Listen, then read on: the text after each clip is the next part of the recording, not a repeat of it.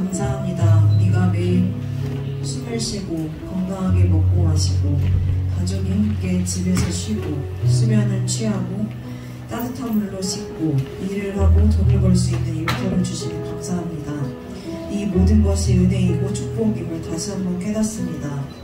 부자도 아니고 천재도 아니고 굉장히 뛰어난 능력은 없지만 그럼에도 앞서 말한 것들을 매일 할 수 있고 하나님을 아는 것이 그리고 우리를 위해 대신 죽으신 예수님을 알고 믿는 것이 진정한 축복임을 건강하게 무탈하게 이 자리에 나와 예배드리게 하신 또한 은혜이고 축복임을 아무것도 아닌 우리에게 이렇게 큰 축복을 주신 것을 다시 한번 감사합니다. 봄에 시작한 건축을 여름이면 끝나겠지 했는데 가을이 시작된 지금도 끝나지 않고 있습니다. 막연한 기다림은 지치기 마련인데 그래도 언젠간 완공될 그날을 우리는 기대하며 기다리고 있습니다. 누구의 탓도 아닌 우리는 알 수 없는 하나님의 계획임을 믿습니다. 당장은 고난처럼 보이지만 실은 하나님께서 주신 큰 축복과 은혜가 나약하고 작은 우리에게 너무 크고 무거워서 고난처럼 느낄 수 있는데 그 무게를 견디고 일어서서 보면 정말 엄청난 축복이었음을 비로소 깨닫는다는 말씀을 들었습니다. 우린 이미 새로운 예배당을 건축하였을 때 하나님께서 주실 큰 축복을 받았는데 기도로 준비하지 않았던 우리에게 그 축복을 감당할 힘이 없었고 그래서 고난이라 생각되었던 시기를 기도로 이겨내고 더디지만 하나님께서 주신 큰 축복을 온전히 받을 준비를 기도회를 통해 힘을 길렀고 곧 그 축복을 온전히 받을 것을 믿습니다. 그날이 오기까지 건축은 안전하게 무사하게 한치의 실수 없이 잘 진행되게 계속해서 지키고 보호하여 주옵시고 우리는 축복받을 힘을 기르며 어떻게 기쁘게 주님을 찬양하고 칭찬해 드릴지 매일 행복한 고민을 하며 완공되는 그날을 기다리겠습니다. 그날이 속히 오기를 기도합니다. 다음 세대를 위해 기도합니다. 이 시대는 악하기도 하고 너무 스마트한 시대이기도 합니다. 돈에 의해 움직이는 시대이며 잘못된 정보와 지식이 난무합니다.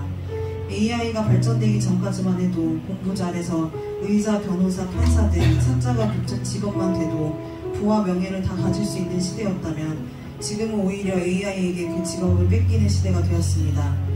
주님, 우리 아이들이 살아갈 시대는 학업적 지식은 물론 하나님의 지혜가 꼭 필요한 시대입니다. 하나님의 지혜를 구하는 다음 세대가 되게 하여 주시옵소서. 하나님의 지혜는 선과 악을 구분할 수 있고 일상적인 지식은 물론 학업적 지식도 당연히 뛰어나며 인간을 아는 심리도 알 것이며 아이디어도 무궁무진할 것입니다.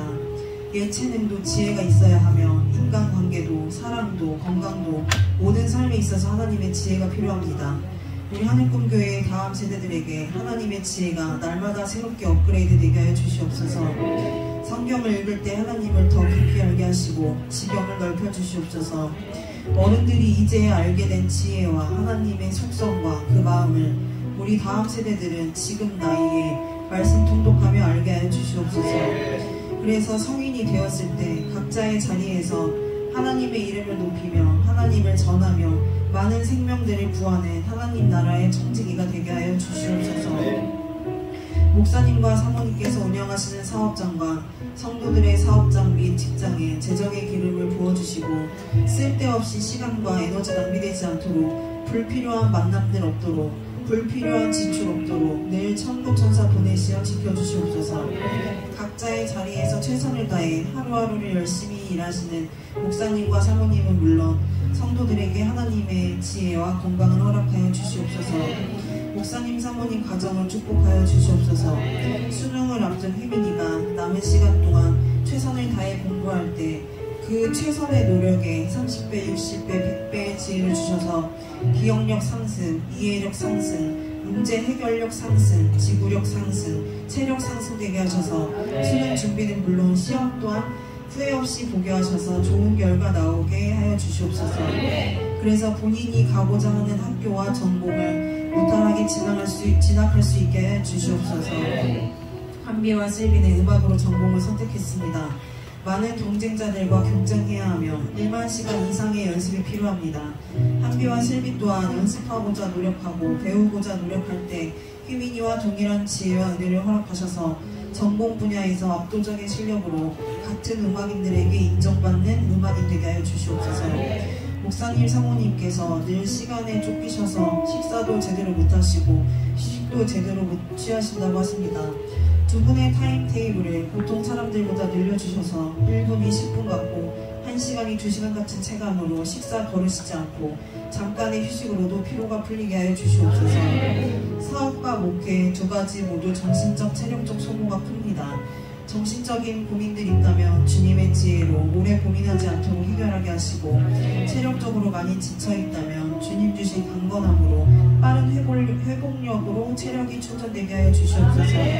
오늘 말씀 전하시기 위해 오랜 시간 준비하셨을 목사님께 능력을 더하셔서 말씀을 통해 우리의 생각이 변하고 새로운 하나님의 모습을 알게 하시고, 말씀으로 인해 우리의 믿음이 더 성장되게 하여 주시옵소서. 다음 한 주도 매일 주님 생각하며 주님과 동행하는 삶 살기를 애쓰고 노력하는 하늘꿈교회 성도들 되기를 기도합니다. 주님을 그 무엇보다 가장 사랑하도록 매일 노력하겠습니다. 예수님의 이름으로 기도합니다.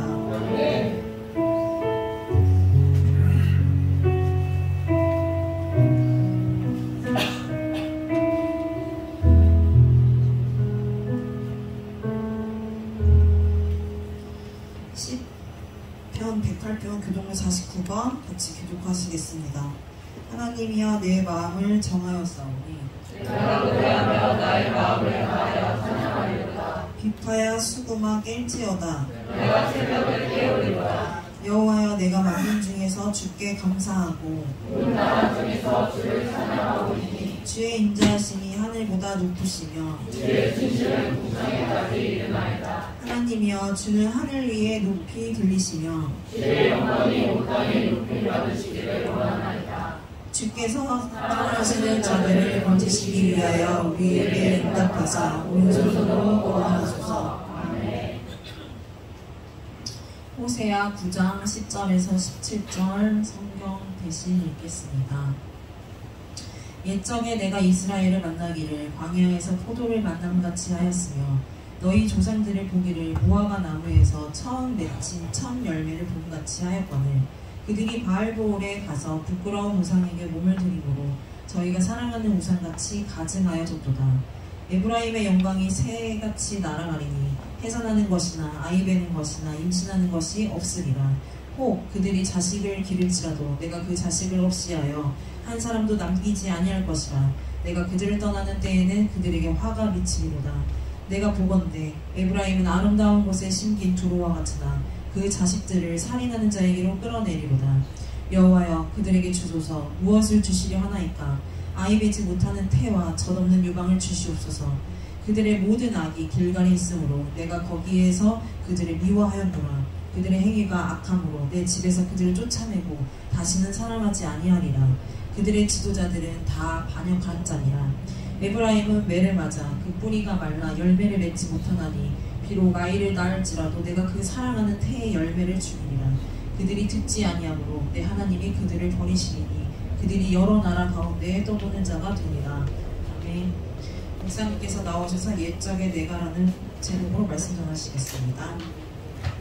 네, 여러분 인사합시다. 사랑합니다. 축복합니다.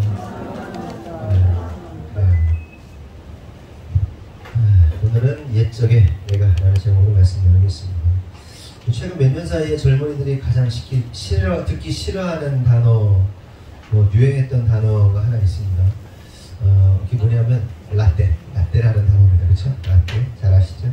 직장에 있는 꼰대 상사가 라떼는 말이야 뭐 이렇게 이런 소리 하면서 막 잔소리를 해대잖아요. 그러니까 이제 원래 라떼는인데 라떼라는 말을 좀 위트 있게 라떼라고 이렇게 은유적으로 표현하면서 한동안 유행했고, 그리고 현재도 사실은 사용하고 있는 말이잖아요. 그렇죠? 조금 나이가 좀 먹으면, 우리도 이제 기성세대가 되면, 제 나이는 기성세대가 됐는데, 야, 옛날에 말에 라떼는 말에 뭐 이렇게 하면 애들 듣기 싫어하고 그러죠. 그런데 이제 뭐 인생 선배들의 과거 경험담이나 고생담 이야기를 듣는 거는 그런 것 같아요. 30년 전이나 뭐 50년 전이나 100년 전이나, 그러니까 어른들, 뭐 인생의 선배들이 젊은이들에게 하는 얘기들을 듣는 거 좋아하는 사람은 그렇게 없을 것 같아요. 항상 그랬어요. 그러니까 저도 듣기 싫어했고, 근데 듣기 싫은 제가 나이가 먹으니까 이제 나 때는 말이야 이렇게 하게 되는 거잖아요. 어쩔 수 없는 것 같아요. 하지만 그 라떼는 말이야 이게 얼마나 유익한 얘기들이 많습니까? 인생의 선배들이 경험하면서 느꼈던 노하우들, 인생의 노하우들, 야 그리고 이런 경험을 해봤더니 이러한 결과들이 나오더라. 들을만해. 한번 들어봐. 그리고 고생하는 것도 필요해. 그러면서 이렇게 얘기를 하는 건데 이제 젊은 애들은 듣고 싶지 않죠. 그리고 젊은이의 때는 어떻습니까? 자기 생각이 가장 탁월하다고 생각할 때예요. 그렇잖아요. 저도 그랬거든요. 저도 저 젊을 때는 그치 어른들이 얘기하면 어른들 말 안 맞아. 내 말이 맞아. 내가 맞아. 내가 가장 똑똑하다고 느끼는 시기가 젊은이의 때인 겁니다. 어쩔 수 없는 거죠. 이런 친구들이 나이가 먹어가면서 이게 이런 거였구나 라면서 이거 가는 거죠. 어쩔 수 없어요. 그런데 오늘 본문을 보면 흥미롭게도 무슨 말로 시작하냐면 옛적에 라고 이제 말씀을 시작합니다. 요즘 말로 표현하면 나 때는 말이야 이런 표현하고 똑같습니다. 그러나 궁금한 것은 이 옛적에라는 말씀을 통해서 하나님은 무슨 말씀을 하고 싶으셨던 것일까 하는 겁니다. 무슨 말씀? 다시 말해 하나님께서 야 나 때는 말이야, 예전에는 말이야, 옛날에는 말이야 라면서 과거 이야기를 꺼내시면서 요즘 아이들 말로 하나님께서 무슨 꼰대 같은 이야기를 하고 싶으신 것일까 하는 겁니다. 여러분 오해하지 마세요. 우리 하나님이 절대 꼰대가 아니죠. 이 꼰대라는 단어를 제가 찾아보니까 그러니까 나이가 먹은 어른들을 향해 부르는 비속어라는 표현이 있더라고요. 꼰대가 그렇게 얘기하는데 우리 하나님은 꼰대 아니시죠. 근데 제가 이 하나님을 꼰대라고 표현한 것은 오늘날 수많은 그리스도인들이 하나님을 무슨 취급하죠? 꼰대 취급하니까 제가 꼬집는 거예요. 하나님 말씀 듣고 싶어 합니까? 듣고 싶어 하지 않아요. 교회를 다녀도 예수를 믿는다 하여도 하나님 말씀 전하면 하나님 말씀이 이래 라고 전해도 듣고 싶어 하지 않아요. 그래서 꼰대 취급하고 귀를 닫아버립니다. 그렇죠? 피지컬적으로는 육체적으로는 소리가 들어오곤 있는데 내 안에 있는 그 내 영이 그거 막아버리잖아요. 제가 그래서 공방에서 아이들 공부 가르치다 보면 그거예요. 글을 읽어요. 그렇죠? 글을 요즘 특별히 우리 교회 애들 글 되게 잘 읽어요. 근데 무슨 뜻인지 몰라요. 글자는 잘 읽는데 뜻을 받아들이지 않아요. 글자만 받아들입니다. 야, 이 답이 뭐예요? 이게 무슨 뜻이에요? 읽어봐. 문제 읽어봐. 그러면 문제 읽어봐. 소리내서 읽어봐. 그러면 지가 읽고 아하 하고 답을 쓰면 그 정도는 다행이에요. 근데 어떻게 합니까? 쓰고 읽고도 몰라요. 야 그러면 제가 2줄이나 3줄 정도에 딱 이렇게 야 또 이렇게 딱 네모 쳐줘요. 여기에 답이 있어. 그 단어가 있단 말이야. 답을 봐. 그래도 이해 안 합니다. 이해할 마음이 없어요. 하나님 말씀도 마찬가지예요. 사람들이 지금도 우린 듣고 있어요. 사운드를 듣고 있는데 사운드를 가슴에 신비에 새기지 않습니다. 받아들이지 않아요. 그러니까 하나님 꼰대 취급하는 거예요. 결국 안 듣고 자기 뜻대로 살다가 인생 속에서 사고가 나는 겁니다. 안 듣는 거예요. 안 들으면 꼰대 취급하면 사고가 나는 겁니다. 며칠 전에 오늘 보신 분도 있겠지만 우리 이희민 군께서 다리를 다치셨습니다. 그렇죠? 다리를 싹 쓸렸어요. 그러니까 공치하고 쓸렸는데 뭐 긴장할 필요 없어요. 원래 그런 거니까 젊은이 때가. 며칠 전에 휘민이가 그러는 거예요. 아빠 엄마 공 좀 찼대요. 오늘 뭐 학교에서 뭐 애들이 시합이 있나봐. 축구 시합이 있나봐. 차도 돼요. 그래서 저하고 제 아내가 동시에 뭐라 그럴게요. 차지 마. 다쳐. 다칠 수도 있으니까 차지 마. 이렇게 말했을까요? 아니, 너 꼭 다쳐. 차지 마. 라고 분명히 둘이 얘기했어요. 오늘 공 차면 넌 다쳐. 공 차면 다칠 수도 있어. 라고 말하지 않았어요. 공 차면 다쳐. 다치게 돼 있어. 차지 마. 그럼 이렇게 얘기했거든요. 근데 어떻게 할게요? 가서 찼어요. 다쳤어요. 넘어져서 쓸려가지고 고름이 막 질질 나오고 막 아프다고 막 쓰리다고 막 야 일로 와 소독해야 돼. 소독 이렇게 해야 돼. 깨끗이 닦아내고 소독약을 연고 바르지 말고 그냥 드라이로 말린 다음에 이제 소독약 바르고 알코올 같은 거 바르고 소독약 바르고 그 다음에 뭐 빨간 약 바르고 드라이로 말려. 반드시 말려야 돼. 그럼 빨리 않거든요. 살아보니까 그렇더라고. 막 연고 막 덕지덕지 바르는 거보다 고름만 더 생기지. 고름을 최대한 아프더라도 알코올을 깨끗이 닦은 다음에 드라이로 말리면요 이게 바싹 마르면서 빨리 되더라고요. 근데 또 아프다고 또 자꾸 막 난리를 치고 막 그냥 막 그런 거예요. 여러분 왜 다치게 되어 있는 겁니까? 왜 다치게 되어 있어요? 심리적으로 보면요 사람이라는 세계, 사람의 인격 안에 뭐가 있어요? 사람 내면 안에 의식이라는 게 있고 무의식이라는 게 있잖아요. 그렇죠? 무의식이요 그 다치는 걸 선택하게 돼 있어요. 그러니까 고3이죠. 시험 준비하죠. 압박 있죠. 막 밤늦게까지 막 뭐 여러 가지 막 그 고3의 스트레스 막 이런 게 있을 때 어떤 하나의 계기가 나타나면요 그걸 선택하는 거예요. 그러니까 다치는 걸 선택해서 그 압박감들을 풀어버리는 거예요. 압박감을 풀어버리고 그 뭐랄까요 이 뭐 불편한 마음들을 어느 정도 회피할 수 있는 게 다치는 거예요. 다치는 걸 무의식이 선택을 한단 말이에요. 근데 쟤는 제 의식 세계에서는 선택 안 하지. 근데 우리 인간 안에는 또 무의식이 있단 말이에요. 그러니까 선과 악이 있는 것처럼 우리 무의식이 그걸 선택해서 다치는 걸 선택해서 그 압박감들을 풀어버린단 말이에요. 이런 거 있잖아요. 뭐 이렇게 안 좋은 일에 막 이렇게 뭐 기분 나쁘게 있으면 뭐가 거기서 쨍랑하고 깨치고 깨지기도 하고 깨치고 그러면서 그 긴장을 해소하고 뭐 이런 거 똑같은 패턴인 거예요. 그래서 너는 다치게 돼 있어. 넌 다쳐. 하지마. 그랬더니 결국 가가지고 다쳐가지고 쓸려가지고 이게 화상 입은 거죠. 쓸리니까 화상 입어가지고 이제 그래서 야 이러이러한 이유로 그걸 그렇게 될 수밖에 없어라고 설명했더니 인정을 못 하더라고요. 그렇지. 의식 세계에서는 인정이 안 되지. 근데 너희 무의식은 그걸 선택한다니까 그게 인간의 모습이에요. 그래서 얘기를 해줬는데도 그래요. 근데 이게 똑같죠. 하나님의 말씀이 똑같습니다. 이렇게 말해줘도 그냥 자기의 선택을 따르고 그리고 그런 일들이 일어나고 그 결과를 그런 죄악의 결과들을 받아들이게 되는 게 인간의 모습이다. 그렇다면 하나님의 옛적에 라고 말씀하시면서 무엇을 말씀하시려는 것일까? 오늘 보면 10절을 보면 하나님께서 이스라엘을 처음 만났을 때 그러니까 신랑이신 하나님께서 신부인 그 이스라엘을 처음 만나셨을 때의 이야기를 하시려고 옛적에 라고 이렇게 과거에 라떼는 말이야 라고 과거를 소환하고 계신 겁니다.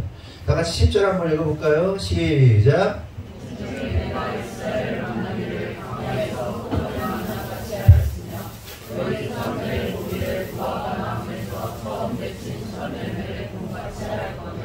그들이 바알고에 가서 부끄러운 우상에게 몸을 드림으로 저희가 사랑하는 우상같이 가증하였도다.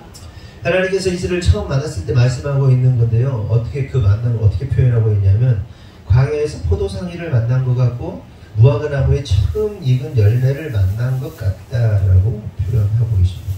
여러분은 하나님의 이 표현이 좀 공감이 되세요? 공감? 그냥 포도송이를 만난 것 같아. 광야에서 포도송이를 만난 것 같아.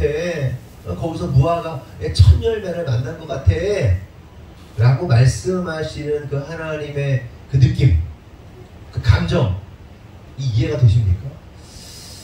좀 특별히 여자분들은 조금 더 이게 수월할 겁니다. 근데 남자들은 좀 잘 공감 못할 수도 있어요. 그러니까 남녀가 결혼해서 사는데 이게 문제가 결국은 뭡니까?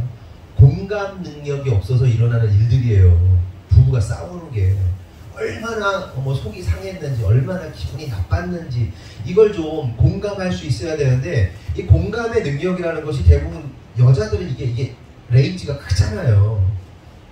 아니에요? 네, 그런데 남자들은 좀 좁죠. 아닌가? 반대일 수도 있지. 성향에 따라서. 근데 좀 공감할 수 있어야 되고 그 사람이 무슨 얘기를 하려고 하는지도 좀 이렇게 그런 노력함도 필요하고요. 그런 뭐랄까 자세, 태도 이런 것도 필요하거든요. 그래서 제가 이렇게 저하고 제 아내하고 이렇게 뭐 쉬고 있다가 뭐 유튜브 같은 걸 보고 있다가 제 아내가 뭐 이거 좀 봐봐 이거 좀 봐봐 아니 뭐 무슨 얘기를 해요. 그러면 여러분 어떻게 하십니까? 남자분들 그냥 보면서 들으십니까? 아니면 어떻게 하세요? 일단 멈추지. 멈추고 저는 헤드셋을 끼는데 헤드셋을 벗어버리고 이렇게 돌린 다음에 같은 침대에 누워있으면서 볼 때는 뭐합니까? 이렇게 듣죠. 아니면 앉아서 듣든지. 아내가 앉아있으면 저도 앉아있고 누워있으면 같이 눕고. 그러니까 뭔가 내가 경청하고 있다는 자세를 취해주거든요. 그게 되게 중요해요. 근데 엊그제는 이거 봐봐 이거 봐봐 이러고 막 얘기를 하다가 말을 안 해. 원래 자기가 얘기를 하다가도 무슨 생각을 하면 말을 안 하거든요. 한 1분도 안 해요. 그럼 난 내 할 일을 한단 말이에요. 그러면 또 말을 해. 그럼 또 빼. 이걸 한 5번인가를 하더라고. 그래서 됐어 그만해. 그런 적은 있는데 또 우리가 어떤 자세나 태도를 통해서 듣고 공감해줄 준비가 필요한 거예요. 소통을 하면 문제가 많이 사라지는 거죠. 근데 제가 하고 싶은 게 이거예요. 하나님께서 야, 널 처음 봤을 때 네가 광야에서 만난 포도송이 같았어. 무화과 나무에 처음 익은 열매 같았어. 라고 말씀하셨을 때 우리는 이게 무슨 생각이 드냐 하는 겁니다.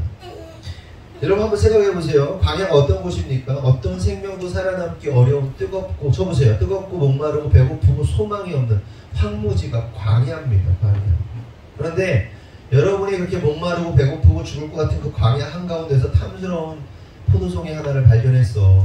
포도나무 어디서 나왔는데 막 너무 잘 익은 포도송이 한 개가 딱 열려 있다면 여러분 어떨 것 같습니까? 어떨 것 같으세요? 뭐 그런 경험이 없어가지고 어떨지 모르겠어요. 군대 다녀오신 분들은 그 비슷한 경험들이 있을 겁니다. 그 막 떼약볕에서 죽을 것 같은 그 막 상황에 막 갑자기 얼음물을 줬다든지 막 그런 이런 거잖아요. 물론 이런 게 아니어도 여러분들 인생 속에서 포도송이를 만날 것 같은 정말 죽을 것 같은 그 상황에서 막 단비가 내리듯이 어떤 경험을 했을 거라고 보는데 저도 예전에 설교 통해서 말씀드린 적이 있지만 지금은 자전거를 못 타요. 시간이 없어서 못 타는데 시간이 없는 건 아니죠. 근데 제가 같이 타던 분들하고 못 타는데 일주일에 꼭 한 번씩은 이제 자전거를 탔잖아요. 보통 40km, 50km씩 이렇게 타고 그랬는데 제가 기억나는 게 광덕산 임도길을 산을 자전거를 타고 가서 공주 쪽으로 가서 어디 공주에서 점심 먹고 다시 공주 거꾸로 해가지고 산 타고 인도로 오는 그러니까 산길을 한 40-50km 그리고 자전거를 한 6시간 정도 타는 코스를 제가 탄 적이 있습니다. 왕복 50km. 예전에 강원도 갔을 때는 60km, 70km도 막 산길을 타고 이게 진짜 죽는 거거든요. 일찍 가가지고 새벽 일찍 가가지고 밤늦게까지 타고 해질 때까지 타고 막. 그런데 제가 굉장히 기억에 남는 게 돌아오는데 그날따라 좀 이렇게 준비를 잘 안 하고 갔어요. 원래 갈 때 당 떨어지니까 사탕도 준비하고 초콜릿 준비하고 초코바 같은 거 하고 이런 거를 이제 싸가지고 갑니다. 근데 그거를 준비를 안 하고 물만 가지고 갔던 거예요. 그리고 점심을 먹고 물을 채워가지고 이거 준비해가지고 다시 돌아와야 되는데 그냥 온 겁니다. 물도 안 채우고 오다가 탈진한 거예요. 햇빛은 뜨겁고 수분이 다 빠져나가고 정신이 혼미해지고 당이 떨어지고 막 정말 그때 무슨 생각을 했냐면 죽고 싶다 이런 생각이 들 정도로 여기서 그냥 쓰러져서 죽을지도 모르겠다 탈진으로 이 정도로 막 정신이 혼미해져가지고 그쯤 되니까 제가 어떤 상황이 됐냐면 길에 있는 떨어진 이렇게 음식이나 쓰레기 이렇게 떨어진 거 있잖아요. 그거를 보면서 가는 거예요. 길가에 등산객들이 버리거나 이런 거 이걸 둘러보면서 혹시 무슨 사탕 하나 버린 거 없나 이거를 찾으면서 자전거를 탈 수가 없으니까 산길을 올라가는 탈 수가 없으니까 끌고서는 그리고 막 이렇게 쓰레기가 모여 있는 곳이 있었는데 혹시 먹다 버린 뭐가 기죽이 이러고 있는 거예요. 죽을 것 같더라고요. 안 먹으면 죽을 것 같더라고요. 그러다가 발견한 게 뭐냐면 산딸기예요. 빨간 거 산딸기. 근데 산딸기가 막 이제 철이 지났나봐. 거의 끝물이었어요. 이렇게 막 다 이렇게 싹 말라가지고 막 이런 건데 몇 개가 보이더라고요. 그래서 그 평상시에 쳐다보지도 않는 산딸기를 보면서 따먹었어요. 시큼한데. 그것들이 굉장히 놀라운 경험을 하는데 2알인가 먹었는데요. 이게 딱 들어가는데 쫙 올라오는 거예요. 그런 경험은 처음이에요.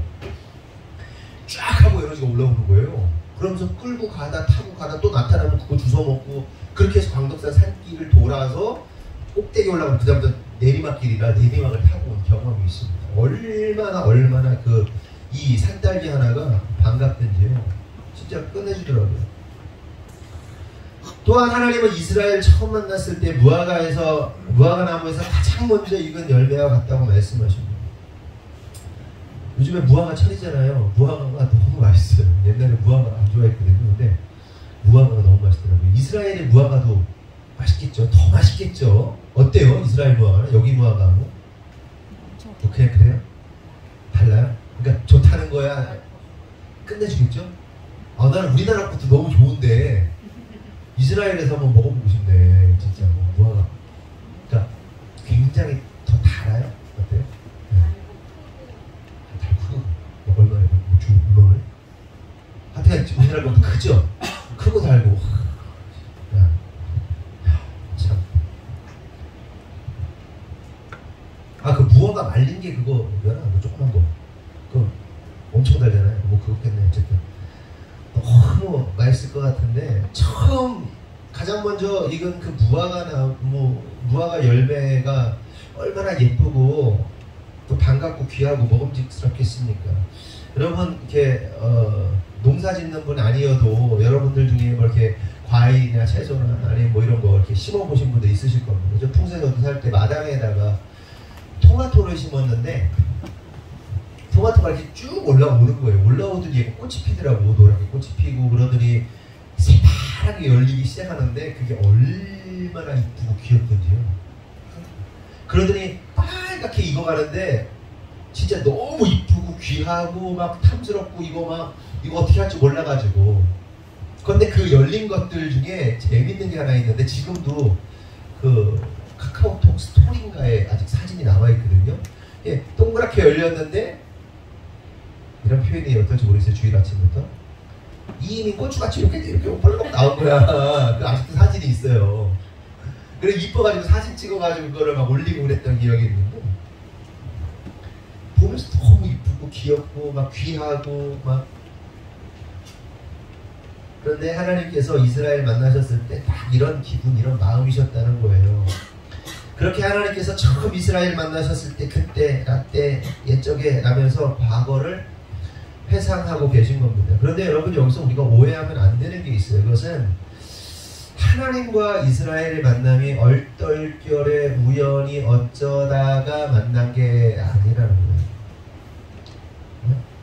어쩌다가 우연히 어쩌다 보니 하나님과 이스라엘이 만난 게 아니라는 겁니다. 그것은 하나님께서 찾고 또 찾으셔서 성사된 만남이다. 그러니까 하나님과 우리의 만남은 뭐다? 우리 만남은 우연이 아니야. 그것은 우리의 바람이었어. 이 바람이 아니라 하나님의 계획이었어. 하나님의 필연이었어. 하나님의 계획이고 섭리고 역사라는 사실을 우리가 깨달아야 되는 겁니다. 믿으시면 아멘? 아멘. 우리의 만남이 그런 거예요. 하나님과 우리의 만남이 어쩌다 그렇게 된 거 아니에요. 성도 여러분, 성경을 보면 하나님과 이스라엘 그리고 하나님과 하나님이 선택하신 인간들을 만나는 장면을 보면요, 장면을 그리고 있는 여러 가지 예화가 있거든요. 그 예화들이 전부 동일합니다. 그러니까 목자가 잃어버린 양 한 마리를 찾아 나서는 예화, 또한 잃어버린 드라크마 하나 찾기 위해 애쓰는 여인의 그 모습, 떠나버린 아들을 기다리며 찾는 아버지, 눈이 빠져라 찾는 아버지, 예수님께서 사마리아 우물가의 여인을 찾아주셔서 만나주시는 이야기, 뽕나무에 올라간 삭개오를 찾아주시는 그 예수님 이야기, 전부 뭡니까? 사람이 하나님을 찾은 게 아니에요. 하나님께서 그 사람들을 찾아가셔서 만나주셨다는 걸 의미하는 겁니다. 아예 목사님 보니까 성경에 보니까 막 찾아간 사람들도 있죠. 그렇죠? 그 육체적으로 만날 수 있죠. 근데 진짜 영적인 만남을 말하는 거예요. 하나님께서 그를 찾아가셔서 만나주셨다는 겁니다. 그러니까 결국 하나님과 우리의 만남은 우연이 아니라 필연이다. 하나님의 역사다. 하나님의 계획이라는 겁니다. 그런데 여기서 우리가 주의해야 할 한 가지 사실이 있는데, 그것은 방금 말씀드린 5가지 그러니까 잃어버린 양, 드라크마, 탕자, 사마리아, 우물가 여인, 삭개오, 뽕나무, 이 5가지 만남이 가지고 있는 특징이 있는데, 공통점이 있는데, 그것은 바로 자격 없는 자들이 하나님을 만났다는 거예요.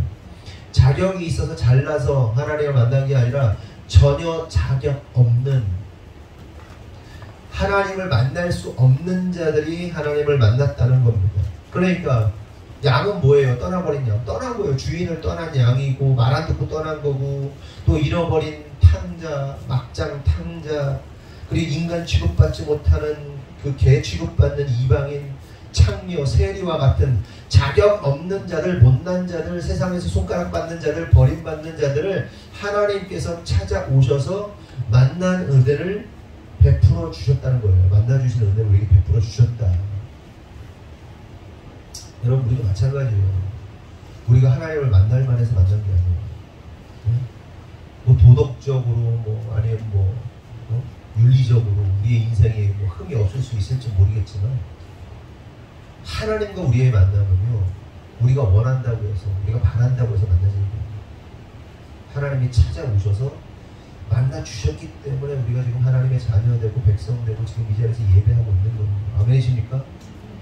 그걸 깨달아야 돼요. 그 만남이 어떤 것인지, 그 만남이 얼마나 귀한 것인지를 깨달아야 한단 말이에요.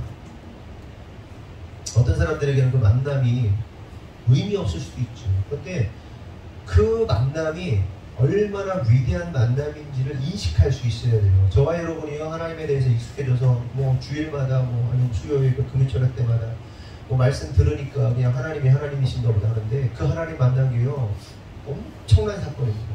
엄청난 사건. 어떤 이들에게는 아무것도 아닐지 아무것도 아닌 것처럼 생각할지 모르겠지만 그게요 위대한 만남. 여러분, 사람이 누구를 만나느냐에 따라서요 인생이 완전 뒤집혀요. 사람이 훌륭한 사람 하나 만나도 인생이 뒤집혀요. 그런데 하나님을 만나면 어떻게 되는 겁니까? 완전히 바뀌는 거예요. 오늘 아침에도 저하고 제 아내하고 이렇게 나오다가 그러니까 여러분들도 다 마찬가지인데 그냥 한 대사. 그러니까 나오다가 차 타고 나오는데 제 아내도, 여보, 위기적 인다에는 참 인생이 확 바뀌었어. 이 얘기를 했거든요.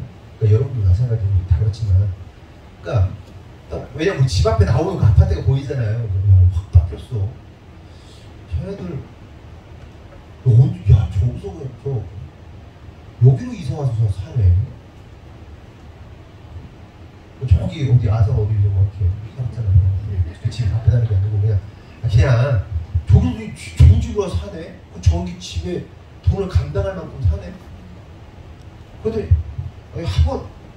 학원을 인수해가지고 학원을 키워가지고 이렇게 안내했더니 우와 저러고 사네. 그쵸? 할렐루야? 두 손 흔들어. 뿐만 아니라 여러분도 마찬가지잖아요. 근데 누구를 만나느냐에 따라서 인생이 아주 짧은 순간에도 확 바뀐단 말이에요. 그렇죠? 그 만남을 기억하고 감사할 줄 알아야 되는 거예요. 저와 여러분이 하나님을 만나서 하나님을 믿는 자로 살아가는 것이 얼마나 감사한 일인지 깨달아야 된다는 얘기를 하는 거예요. 생각해봐. 5년 전, 10년 전 우리의 인생을 생각해봐. 우리의 삶을 생각해봐. 이거는 현재의 우리의 모습을 상상할 수 없을 만큼 진짜 너무 인생 가난하고 어렵고 막장이고 막 그랬잖아요. 지금 되게 잘 사는 거예요. 그리고 실제로 많은 부분 우리가 다 말하진 않지만 잘 살고 계시잖아요. 그리고 더 잘 살게 될 거잖아요. 하나님이 이끌어 오셨잖아요. 그러니까 지금 현재적 상황이 그러니까 뭐 모르겠어요. 평균이 되는지 모르겠지만 아예 저 워낙 밑바닥에 있었기 때문에 네? 지금의 어떤지 모르겠지만 얼마나 많이 나아진 삶을 살고 있습니다. 그리고 또 하나님께서 그동안 그만큼 우리를 살게 하신 것처럼 그만큼 더 나아가게 했을 텐데. 아이고, 여하튼 그렇게 하나님께서 찾아오셔서 만나는 은혜를 베풀어 주셨다. 결국 제가 말씀드리는 이유는 하나님께서 이스라엘을 만나주신 것은 그들이 자격이 있어서 잘나서 강하고 훌륭해서 만나주신 것이 아니라 작고 못나고 연약한 나라였기 때문에 그들을 만나주셨다는 거예요. 그러므로 성도 여러분, 우리의 작음이, 우리의 연약함이, 우리의 자격 없음이 오히려 감사할 일이고 기뻐할 일이라는 사실을 깨달았으면 좋겠어요. 하나님은요, 강한 자들을 부끄럽게 하시고 약한 자들을 세우셔서 하나님의 뜻으로 이렇게 세우시는 분이시잖아요. 믿으십니까? 그래서 하나님 우리 만나주신 거, 그래서 감사해야 돼요. 신명기 7장 6절에서 8절을 보면 이스라엘의 택하심에 대해서 이렇게 말씀하십니다. 너는 여호와 내 하나님의 성민이라. 내 하나님 여호와께서 지상 만민 중에서 너를 자기 기업의 백성으로 택하셨나니 여호와께서 너희를 기뻐하시고 너희를 택하심은 너희가 다른 민족보다 수요가 많기 때문이 아니니라.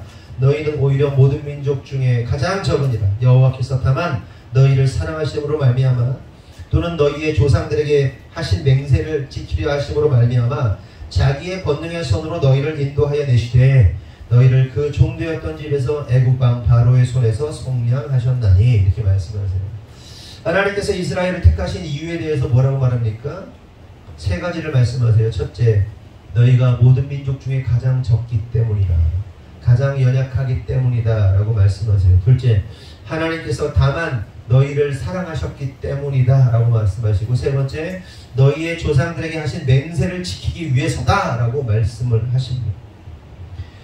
결국 이 말을 한마디로 말하면 이스라엘이 택함받은 것은 너희들이 잘나서가 아니라 오직 하나님의 은혜와 사랑으로 인하여 택함을 입게 된 거라는 거예요. 이처럼 이스라엘은, 그리고 지금 우리는 하나님으로부터 넘쳐나는, 너무나도 넘치는 과분한 사랑과 은혜를 입은 존재들인 거예요.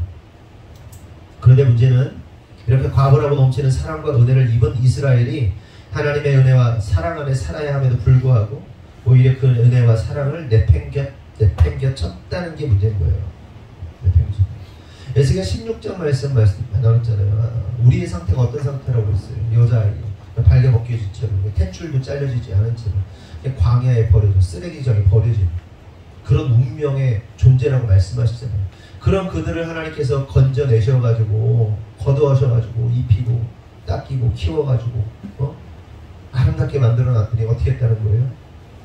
결국 바람나가지고 도망가가지고 못 버리고 인생 창녀처럼 살았다라고 말씀하시잖아요. 그렇게 하나님을 헌신짝 버리듯이 버리는 모습이 이스라엘의 모습이라고 말씀하시잖아요. 탯줄도 안 잘려가지고 이렇게 보세요. 그게 말이 됩니까? 그냥 이렇게 버려진 채로 내팽. 그걸 살리고 귀에. 우리 세 사람이 왔잖아 오늘. 그 얼마나 귀에 막 오늘 막 어떻게 될까 막 그러잖아요. 이게 애기를 보는 모습이잖아요. 그런데 그냥 길바닥에 버려졌대. 꿈을 꿨어요. 제가 꿈이 너무 생생한 거야.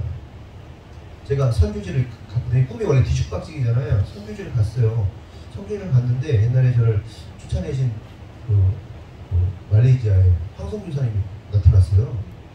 근데 어쨌든 갔어. 제가 선교팀하고 갔는지 모르겠는데 갔는데 어디 이렇게 동굴로 들어갔는데 그 안이 막 폐허가 된 막 그런 집터들이에요. 이렇게 콘크리트 집인데 빌라 같은 막 이런 그러니까 이 숲과 막 이렇게 섞였어. 근데 이렇게 지나가는데 거기에 호랑이가 어미 호랑이가 이렇게 있고 새끼 호랑이가 한 마리 있는데 새끼 호랑이 배가 쭉 찢어졌어요. 내장이 막 나오고 덜렁덜렁. 근데 안타깝지만 어떻게 해요? 어미 호랑이가 막 있는데 이렇게 피해서 지나갔어요.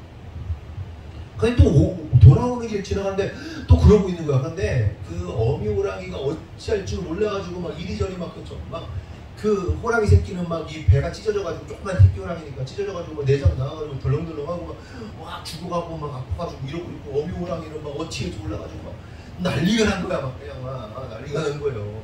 근데 어떻게 해?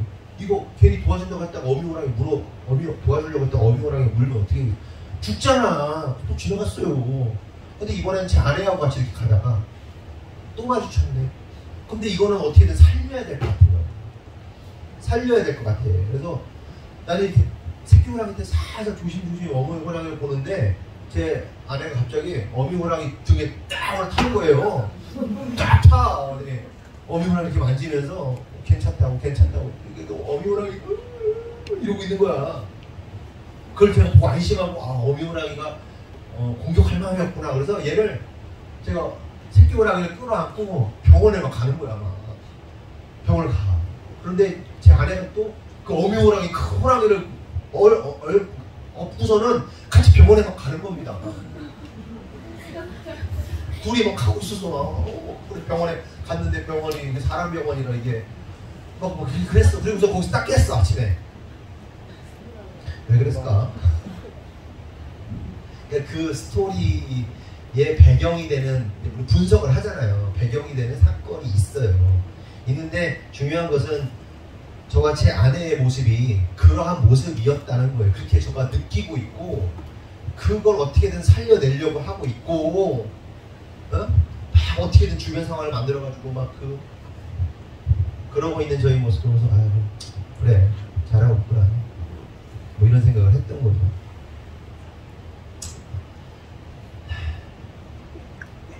그런 모습 아니겠어요? 하나님께서 그 탯줄도 잘려지지 않은 그 죽어가는 개를 막 해가지고 살려가지고 막 만들어놨더니 어떻게 해? 나 이제 컸어. 내 마음대로 살래. 청녀가 돼가지고 막 이게 이스라엘의 모습이라고요. 배은망덕. 근데 그 모습이 누구 모습이에요? 우리 모습이라는 거예요.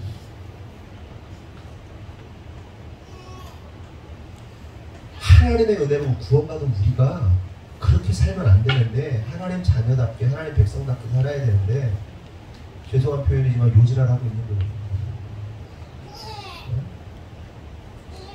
응이에요. 그랬구나. 응이에요.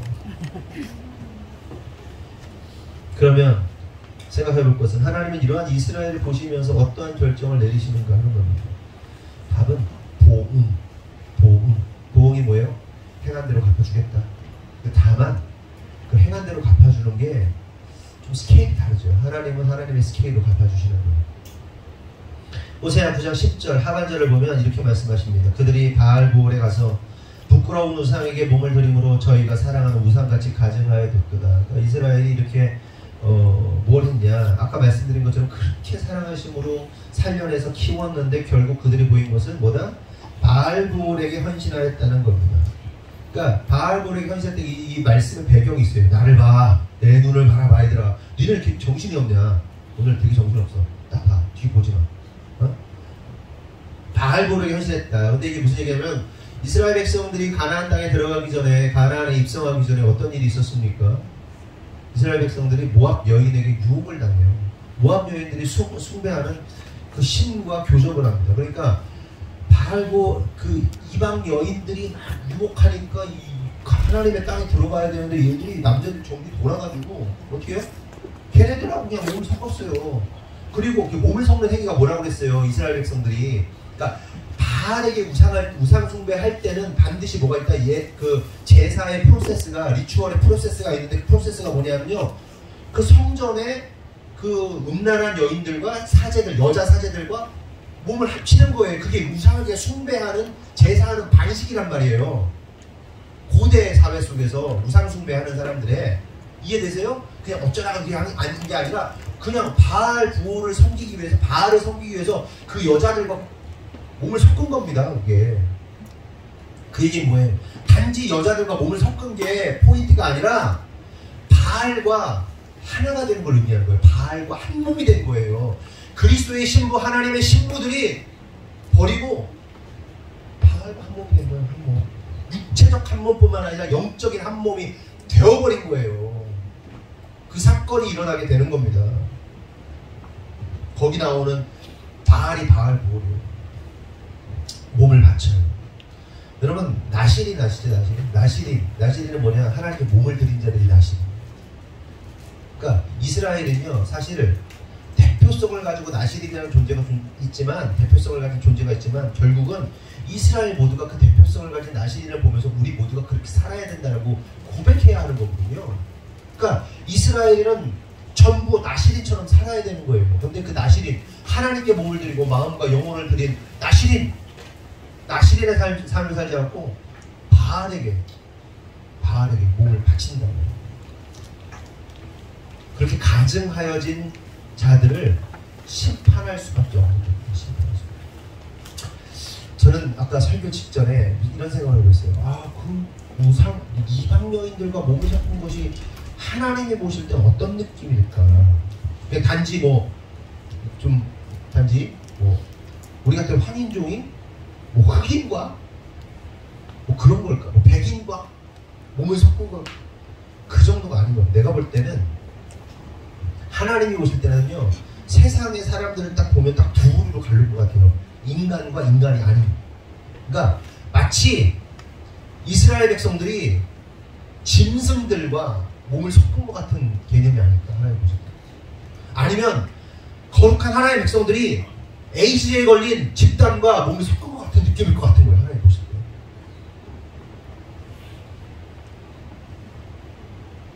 그러니까 우리가 혐오할 수 있는 그 최상의 것과 뭔가 섞은 거예요.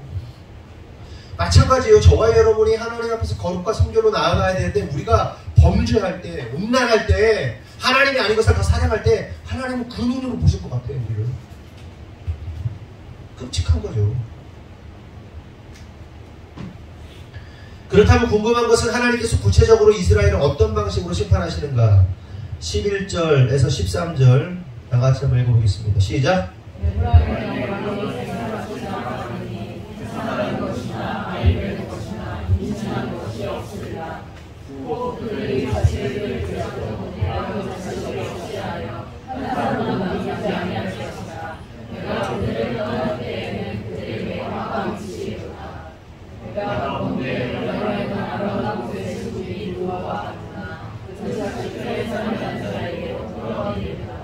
에브라임의 영광이 새처럼 날아가 버리고 해산함이나 아이를 베고 임신하는 것이 사라질 것이다. 무슨 말이냐? 너희들이 누렸던 영광은 순식간에 거품처럼 사라질 거다. 그동안 이스라엘 백성들이 하나님으로 인하여 누렸던 그 영광들, 누렸던 그 모든 역사들을 순간에 잃어버릴 것이라는 거예요.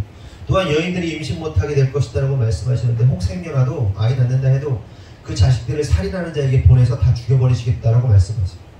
끔찍한 거죠. 하나님이 악여가지셔서 끔찍한 얘기를 하세요. 그러자 한 선지자가 다음과 같이 간구합니다. 14절. 여호와여, 그들에게 주소서. 무엇을 주시려 하나이까? 아이 배지 못하는 태와 젖 없는 유방을 주시옵소서라고 기도합니다. 야, 나 다 죽여버릴 거야. 니네 애새끼들 못 낳아. 나도 다 죽여버릴 거야. 그러니까 하나님 그들에게 주소서. 무엇을 주시려 하십니까? 아이를 배지 못하는 태, 젖 없는 유방 주세요 라고 기도합니다. 선지자가 완전히 미친 거죠. 이상한 소리 하고 있는 거 아닙니까? 회개망측한 기도를 하고 있는 거 아니에요? 그럼 왜 이런 선지자는 이런 회개망측한 기도를 하고 있는 것일까? 그것은 이렇게도 처참한 시대 속에서 아이들이 태어나고 또 살아가는 것이 비극 그 자체이기 때문에. 그러니까 아예 안 태어났으면 좋겠어요. 하나님 임신 못하게 그냥 아예 안 태어나게 해주세요. 아예 그냥 애가 태어나도 젖 못 먹어서 그냥 어릴 때 아무것도 못 죽는 게 낫겠어요. 하나님 좀 제발 좀 애들이 안 태어나게 해주세요. 그 부모가 그걸 보면서 반드시 죽게 될 그 아이를 보면서 어떻게 하나님 애들 키웁니까? 그 마음이 어떻겠습니까? 라면서 선지자가 울부짖는 거예요. 제발 아이가 태어나지 않게. 하나님의 심판이 얼마나 끔찍하면 선지자가 이런 기도를 다 하겠습니까? 성도 여러분, 깨달아야 돼요. 우상을 따르고 우상에 몸바치는 자들의 운명은 이런 겁니다. 네? 하나님을 버리고 우상에게 몸바치는 자들의 운명이 이거란 말이에요. 우상과 교접하는 것, 우상을 따르는 자들, 하나님의 말씀을 꼰대처럼 여기면서 하나님 말씀을 뭔가 틀렸다고 생각하면서 이렇게 살아가는 자들의 운명이 결국 최후 심판의 날의 운명이 그렇게 될 거라는 거예요. 네? 여러분, 예수 믿는 게 결국 나를 꺾는 거거든요. 여러분의 생각, 여러분의 가치를 꺾는 게 꺾으면 뭔가 손해볼 것 같잖아요. 안 그래요? 누군가의 권위자의 말을 듣거나 그 권위의 끝판왕이신 하나님의 말씀을 듣는 게 뭔가 손해보는 것 같잖아요. 그렇지 않아요? 그러니까 자기 뜻대로 하는 거잖아요. 하나님의 뜻대로 살면 손해보는 것 같아서, 실패할 것 같아서 그런 거잖아요. 아니에요. 그 끝이 있다니까요. 창조자이신 하나님이 계시다니까요. 그리고 심판자이신 하나님이 기다리고 계시다니까요. 지금 인생 사는 거 내 뜻대로 살지 말고 하나님의 뜻대로 사는 게 이게 억울한 것도 아니고요, 실패하는 것도 아니고요, 손해보는 게 아니에요. 근데 우리의 죄악이 끊임없이 내 생각대로 살려고 하잖아요. 아까도 얘기했잖아요. 너는 반드시 다치게 될 거야 라고 확신에 차서 얘기를 했는데도 안 듣죠.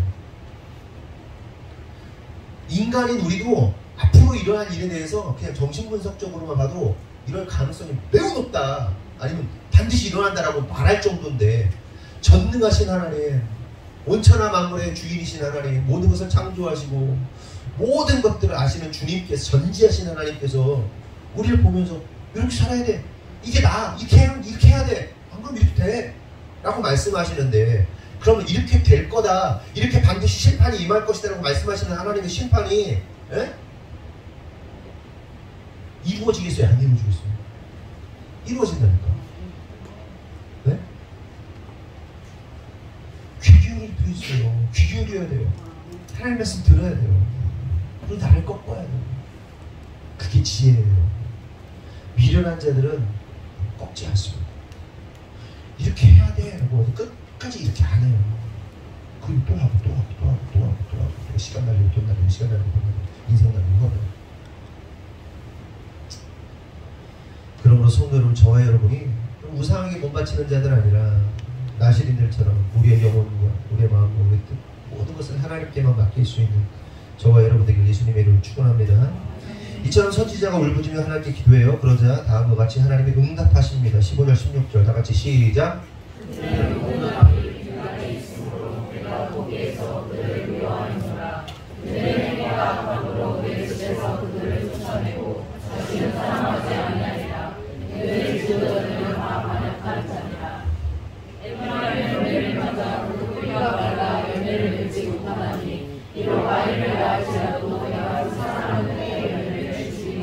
선지자의 기도에 대한 하나님의 응답은, 첫째, 그들을 내 집에서 쫓아내고 다시는 사랑하지 않겠다. 둘째, 너희들이 애를 낳을지라도 그 태의 열매를 죽이겠다 라고 말씀하십니다.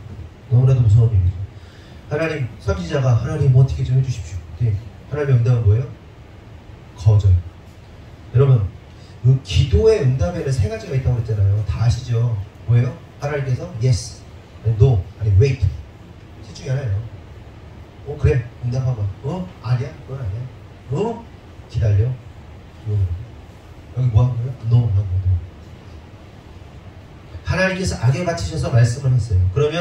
그러면서 우리가 주목해야 할 한 가지 사실은, 하나님께서는 왜 그렇게도 악에 바치셔서 이러한 심판을 일으키시는지에 대해서 우리가 알 필요가 있어요. 하나님께서 힌트하시거든요. 17절, 왜 내가 이렇게 할 건지 말씀하세요. 17절 시작.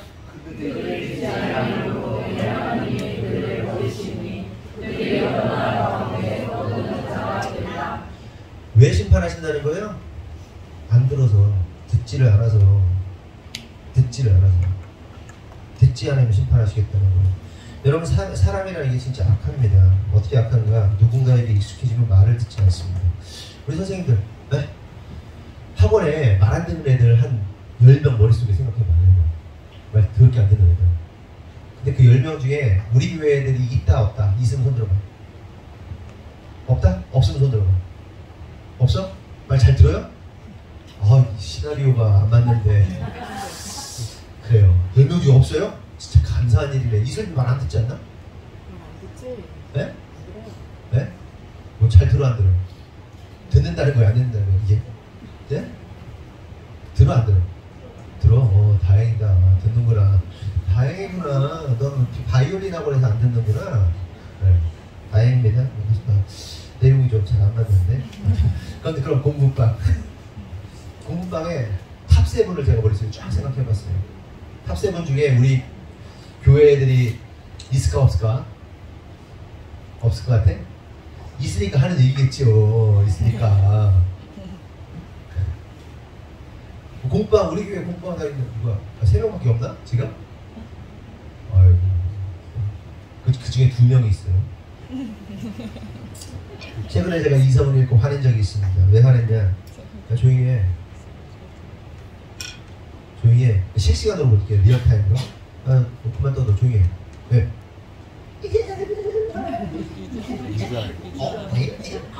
야, 조용히 하라고.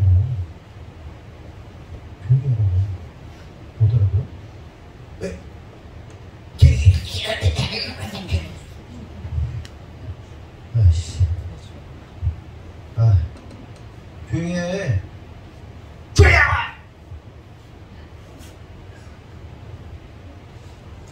그러니까 지금 축소한 거예요. 10번 정도 했어요. 진짜 했어요.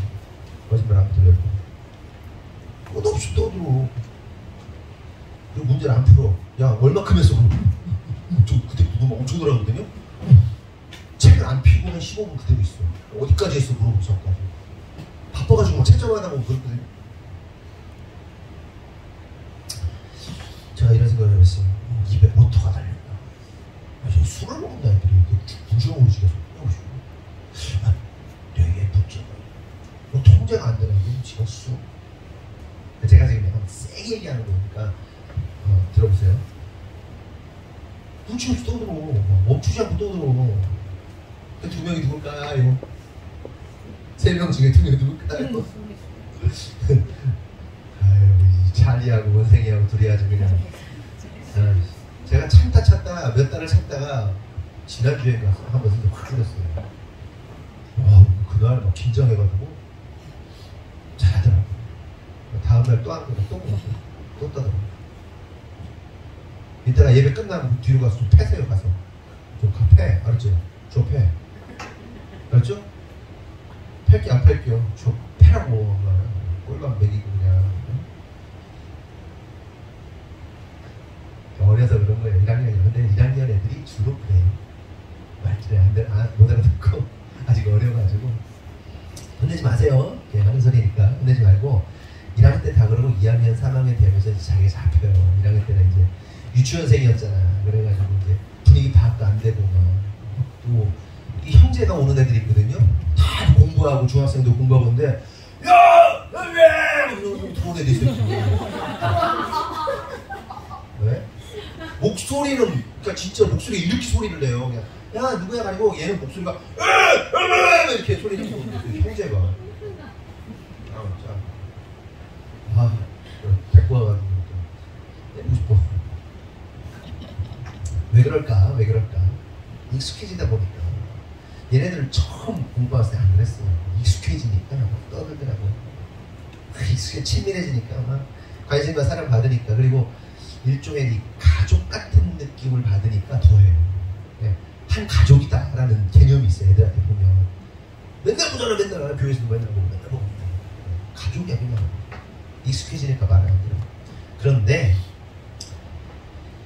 이러한 모습이 우리가 하나님 앞에선 우리의 모습이 아닌가 생각해 볼 필요가 있다. 매주 설교 듣고 신앙생활 하다 보니까 하나님을 알고 가까운 것 같고 익숙해지고 말을 안 듣는 거죠. 아주 그냥 제멋대로 하는 것이 우리의 모습이 아닌가 하는 거예요. 이스라엘이 딱 그렇잖아요. 하나님 택함받은 백성이고 율법도 지키고 또 하나님의 사랑과 관심, 지대한 사랑과 관심 받으니까 하나님의 말씀, 신앙생활이 익숙해지니까 하나님 말씀을 안 듣는 거예요.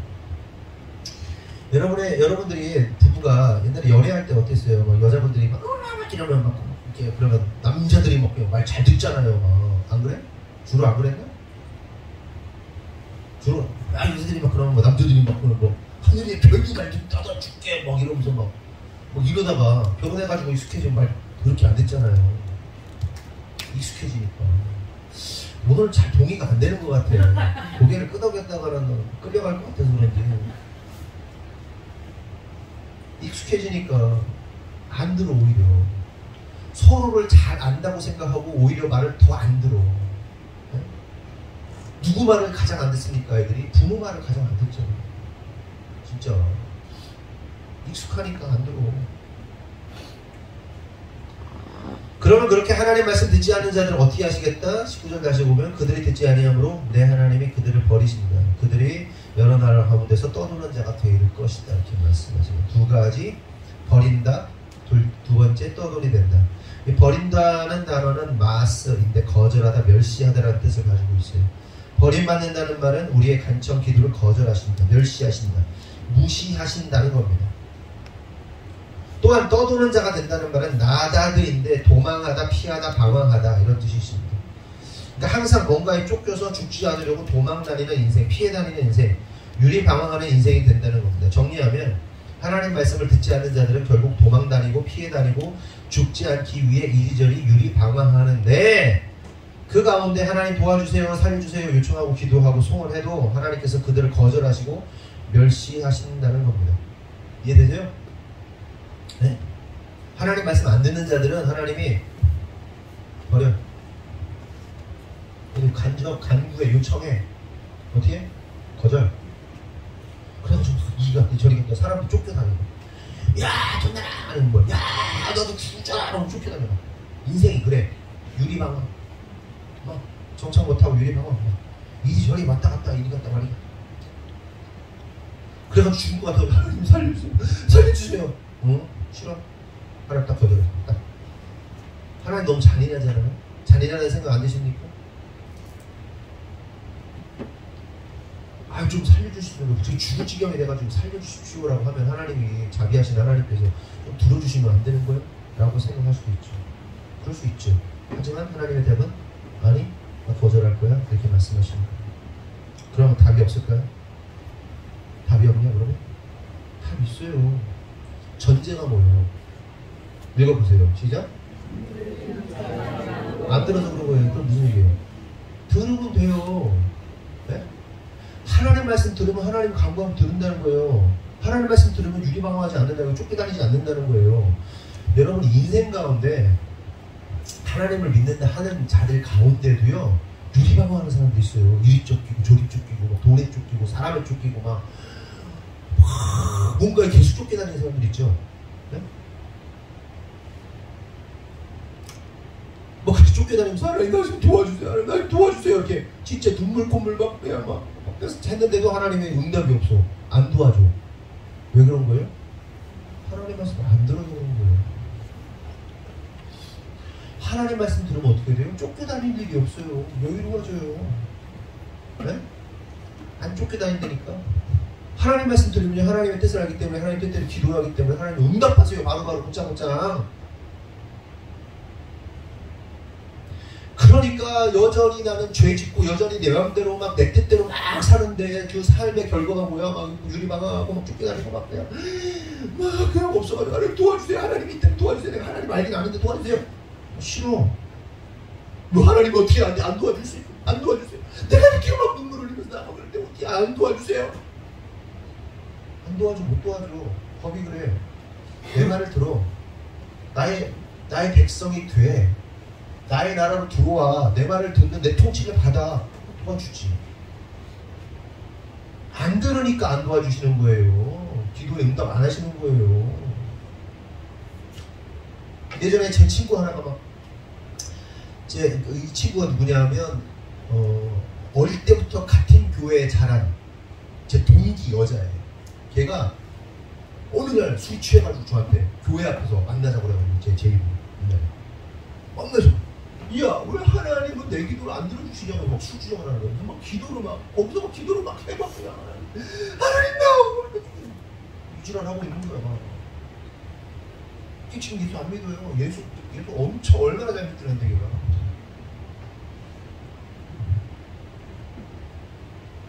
그 신앙 좋던 애들 다 자기를 제갈 길로 갔어요. 하나님 인정하지 않아요. 자기 뜻대로 사는 거죠. 혹 우리 가운데 외면당하고 하나님도 외면당하고 하나님이 진짜 무시하는 거. 근데 내 인생은 계속 쪼달리고 계속 유리방어. 그런 분이 계시다면요. 하나님 말씀 들으면 돼요. 하나님 말씀대로 살면 돼요. 그럼 돼요. 최소. 오늘 말씀 여기까지 하겠습니다. 기도하겠습니다. 하나님 감사합니다. 오늘 옛적에 내가 하라는 말씀으로 제목으로 말씀 나눴습니다. 하나님께서 과거를 회상하시면서 이스라엘을 처음 만나셨던 그때를 기억하시면서 너희들이 이때로 돌아오기를 원한다. 내가 너를 기뻐하던 때로 돌아오기 원한다 말씀하십니다. 하나님께서 오늘 말씀을 통해서 엄청난 심판의 이야기를 하셨는데 그 심판의 이야기의 핵심은 너희들이 그렇게 망해서 죽어라가 아니라 돌아오라라는 메시지라는 사실을 깨닫습니다. 하나님이 지금 간절히 기도하고 우리가 내 뜻대로 내 마음대로 사는 자가 아니라 하나님의 뜻에 순종함으로 이렇게 하나님의 축복을 누리는 자를 낼 수 있도록 주님 역사하여 주시옵소서. 특별히 하나님 이 자리에 있는 모든 이들에게 단 한 사람도 빼놓지 않으시고 그 은혜가 있기를 원합니다. 또한 이 자리에 오지 못하고 있는 성도가 있다면 오늘 이 말씀이 그들에게 전달되어서 그렇게 회복되기를 원합니다. 하나님, 그리하여서 옛적을 기억하는 일이 아니라 현재와 미래를 기뻐함으로 축복함으로 나아갈 수 있는 우리 하늘분교회 될 수 있도록 주님 역사하여 주시옵소서. 주님께서 이루실 줄 믿사옵고 예수님의 이름으로 기도합니다.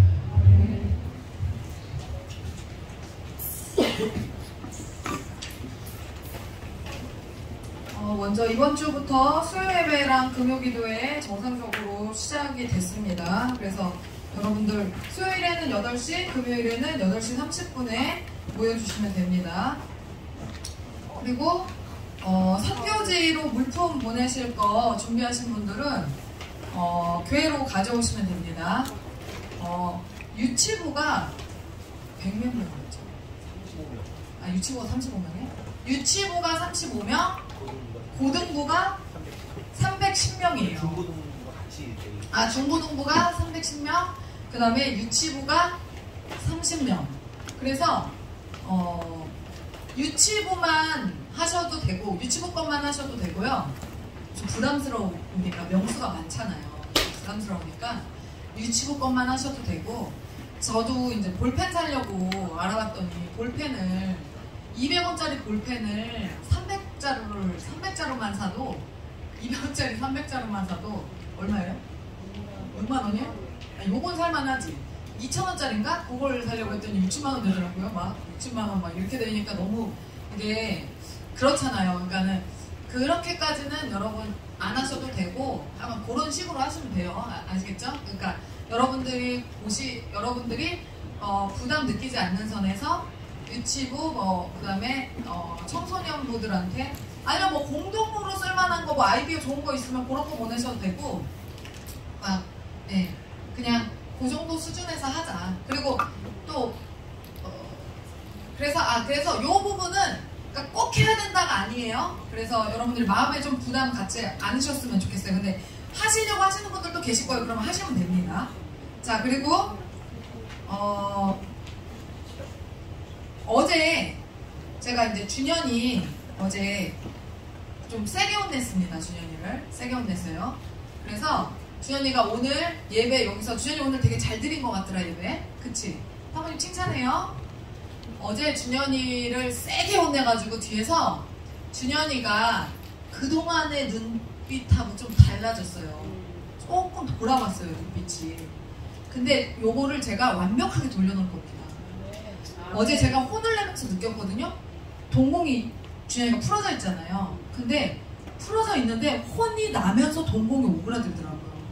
그래서 제가 되게 큰 소리는 냈지만 정말 이 아이를 살리고자 하는 마음, 바르게 컸으면 하는 마음으로 사랑으로 아주 직면시켰거든요. 근데 어제 준현이가 되게 잘 반응했어요.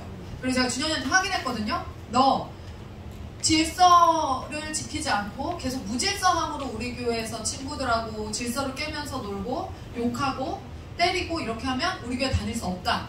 그래서 우리 교회를 나가라 라고 얘기했는데 자기는 그럴 생각이 없대요. 우리 교회 다니고 싶대요. 그래서 그러면 우리 질서 안에 들어와라 라고 얘기했고, 우리 교회에서 놀고 싶으면, 친구들하고 놀고 싶으면 반드시 예배를 드려야 된다라고 얘기했고, 그래서 굉장히 일찍 왔고요. 일찍 와서 예배를 오늘 되게 잘 드렸어요. 그래서 여러분들도 제가 어제 세게 혼냈으니까요. 준현이가 우리 새끼들도 마찬가지잖아요. 혼날 짓을 계속 하잖아요. 그러니까 준현이도 하루 혼났다고 뭐 다듬어지거나 절대 그럴 수가 없잖아요. 조금 나아지겠지만 보일 겁니다. 분명. 또 혼날 행동을 또 할 겁니다. 근데 무턱대고 혼내지 마시고요. 여러분 알려줘야 돼요. 그 혼을 내더라도 내가 얘를 알려줘야 된다는 생각을 하면서, 그런 거를 지도해준 사람이 없기 때문에 얘가 그런 식으로 실수를 하는 건데, 그거를 여러분 알려주셔야 됩니다. 주의를 주실 때 이 부분을 꼭 신경을 써주셨으면 좋겠어요. 그리고 오늘 이제 100일장입니다. 오늘 100일장. 아침에 제가 딱 이 오늘 100일장과 관련해서 두 가지 반응을 정확하게 극과 극에 있는 두 가지 반응을 딱 경험했습니다. 아침에 일어나자마자 우리 집에 거실에 이렇게 쌓여있는 이 원고지를 보더니 60권을 보더니 하는 말이 엄마 이거 뭐예요? 오늘 100일장이잖아 교회. 오늘이에요? 하기 싫은데. 이게 이한비의 반응이었고요. 교회에 딱 왔는데 그러니까 제가 기분이 아주 확 상하더라고요. 그죠? 그랬지 않겠어요? 이걸 기획한 제가 그 얘기를 딱 듣자마자 기분이 아주 엄청 상하더라고요. 그러고 나서 교회에 딱 왔는데 아니 제가 일찍 왔어요. 오늘 일찍 왔는데 저보다 더 일찍 와가지고 막 청소 막 싹 해놓고 이거 막 다 해놓고 막 싹 준비를 하고 있는 거예요. 그래서 누구지? 그러고 딱 봤더니 김은정 집사님이 사모님 얼굴이 막 빛이 나. 사모님 잠을 못 잤어요. 왜요? 오늘 100일장이 너무 기대돼서 하나님이 너무 도와주셔가지고 오늘 잠을 못 잤다는 거야. 근데 잠을 못 잤는데 얼굴에 막 빛이 나. 오늘 다 잡아먹을 거래 자기가 글로. 그 말씀을 그 얘기를 들으니까 제 그 삭막하고 강팍해졌던 이한비가 그렇게 저를 만들어가지고 그렇게 해놨던 제 마음에 햇살이 하나님의 그 빛이 막 비치면서 막 은혜가 같이 넘치더라고요. 그래서 오늘 이 원고지를 필요에 따라서 제가 나눠드릴 겁니다. 여기에다가 그 50세 이하 강제 참여인 거 다 아시죠 여러분? 다. 그래서 여러분들이 여기에다가 잘 쓰셔가지고 이따가 제목 어떻게 해야 되는지 이거 다시 띄워드릴 테니까요. 잘 준비해서 쓰시고 한 뭐 최장 3시간까지 드리겠습니다. 그리고 그러니까 다음 세대는요 원고지 6매 이하로 써주시고 성인들은 10매 이하로 갑니다. 그러니까 10매까지 안 채워도 돼요. 10매 이하니까 최장 10매 너무 길어지면 심사위원들이 힘듭니다. 그러니까 그렇게 하라는 거고요. 그리고 원고지 쓰는 법을 아이들이 모를 것 같아요. 아니? 원고지에다 글 써봤어요? 원고지 쓰는 법을 알아야 되는데 모르네. 얘네들 무식하네요. 그 앞에다가 원고지 쓰는 법을 띄워놓겠습니다. 이따 찾아서. 그래서 원고지 그대로 띄어서 쓰는 그 방법들이 있어요. 첫 줄 띄고 가운데 줄에다가 그 밑에 줄에다가 가운데에다가 하고 그 다음에 2칸 뭐 3칸 이렇게 띄워가지고 이름 쓰고 학년 쓰고 이거 있어요. 그거 그리고 밑에 칸 한 줄 또 띄고 그 다음에 한 칸 또 띈 다음에 이렇게 가는 거 있어요. 그거대로 해가지고 여러분 하시면 됩니다. 그래서 이따가 잘 재미나게 쓰시고 저한테 이제 내시면 됩니다. 그리고 다음 주 그러니까 사전심사 우리 심사위원들은 어쨌든 돌아가면서 하든 어쨌든 다 읽고 사전심사를 진행하도록 하겠습니다. 그리고 오늘이 원래 우리 박유담 군의 생애 첫 예배예요. 근데 제가 이제 좀 후회를 한 게 뭐냐면 생애 첫 예배에 대해서 주의사항을 저 부부에게 말해주지 않았어요. 왜 그랬냐면요. 제 기준에서는 그게 당연한 거였거든요. 그래서 말을 안 했어요. 제 기준에서 당연한 거라서 이런 일이 일어날 줄 모르고 제가 그냥 얘기를 안 했던 건데 제가 되게 마음에 안타깝고 제가 후회를 했어요. 안다고 하더라도 한 번 더 얘기할 걸 이라고 제가 후회를 했거든요. 근데 지금 유담이가 이제 오랜만에 다시 태어난 아이지만 앞으로 태어날 아이들이 있을 테니까 제가 오늘 이거 짚고 넘어가겠습니다. 생애 첫 예배라는 것은 여보가 아니라 여러분 예배라는 것은요. 예배라는 것은 순서들이 굉장히 다양하게 쭉 있잖아요. 예배는요. 우리가 하나님과 나와의 사이에서 할 수 있는 유일하게 몇 가지 안 되는 것 중에 하나가 예배예요. 우리는 주로 하나님이 부어주시는 은혜를 받고 그 은혜를 누리고 그냥 살거든요. 근데 그 은혜를 누리면서 살다가 우리가 주님께 할 수 있는 몇 가지 안 되는 종류의 것들 중에 하나가 예배인데 그래서 예배 시간에는 제가 지난번에 한번 설명한 적이 있지만 예배 시간은 어떻죠? 다 우리가 하는 거라고. 두 종류. 그러니까 축도하고요. 설교 듣는 것만 빼면요. 다 우리가 하는 겁니다. 찬양부터 시작해서 기도부터 해갖고 이거 말씀 읽는 거부터 해갖고 다 우리가 하는 거예요. 올려드리는 거예요. 근데 생애 첫 예배로 세 사람이 예배를 드릴 때는 제가 말을 할 수 있어요. 뭐를 할 수 있어요? 예, 할 수 있는 게 없단 말이에요. 그러면 아이가 할 수 있는 거는 뭐냐면 유일하게 나와서 그냥 자기 몸을 생각도 못 하잖아요. 자기 몸을 그냥 제물로 드리고 있는 거예요. 그러니까 생애 첫 예배는 뭐냐면 예배의 시작부터 끝까지 온전히 그 예배를 참여해야 되는 거예요. 무슨 말인지 아시겠어요? 찬양부터 축도까지 시작부터 끝까지 쫙 참석을 해야 되는 거예요. 근데 오늘 제가 얘기를 안 해줘가지고 32분에 도착을 했어요. 그래서 제가 17분에 너무 늦어져서 오지 말라고 문자를 보냈어요. 오늘 생애 첫 예배 하지 말자. 제가 너무 미안하기도 하고 안타깝기도 하고 아 내가 이걸 왜 얘기를 안 했을까. 그러니까 저는 그냥 당연히 안 늦을 줄 알았어요. 그래서 그랬거든요. 근데 너무 후회가 되는 거예요. 내가 그 얘기를 안 한 게. 그러니까 여러분들한테는 제가 어떤 얘기를 할 때 말이 많은 것 같지만 잔소리라고 생각될 수도 있을 것 같고 그냥 그래서 얘기를 안 한 것 중에 하나이기도 했어요. 왜냐면 떡도 있고 헌금도 미리 다 했어. 네. 예배 준비를 다 했어요.